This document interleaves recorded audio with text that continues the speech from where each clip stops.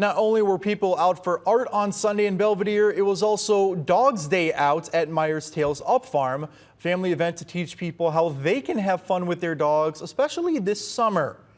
The Belvedere pet business says they are all about dog-to-human relationships, and they've hosted Dog's Day for the last 8 years, and dozens of people attend on Sunday to learn different activities for their dogs.